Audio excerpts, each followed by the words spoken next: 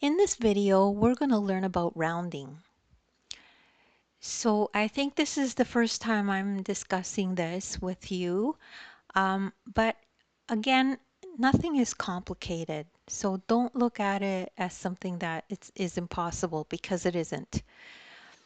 So if we have a problem like this that says, what is 8,732 rounded to the nearest hundred?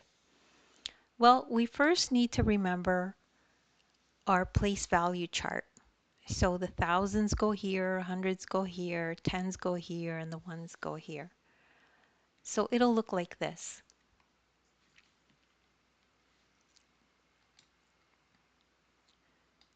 So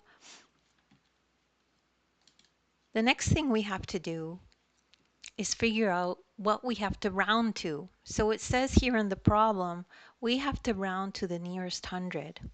Well, these are the hundreds here. So we will round to the hundreds. We're going to round to this number, okay? So to do that, you have to look at the number to the right, which is this one, okay?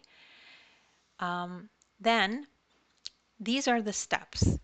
And there's a lot of words, but it's actually very simple. So if the number to the right of the hundreds place value is 5 or greater, then the 7 would become an 8, and we round it up, right?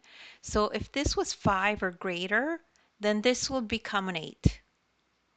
But if the number to the right of the hundreds place value is less than 5, then the 7 does not change. Over here, 3 is for sure less than 5. So we don't do anything to the 7. We leave it unchanged. 7 does not change. To finish the rounding, the numbers after the hundreds place are zeroed out.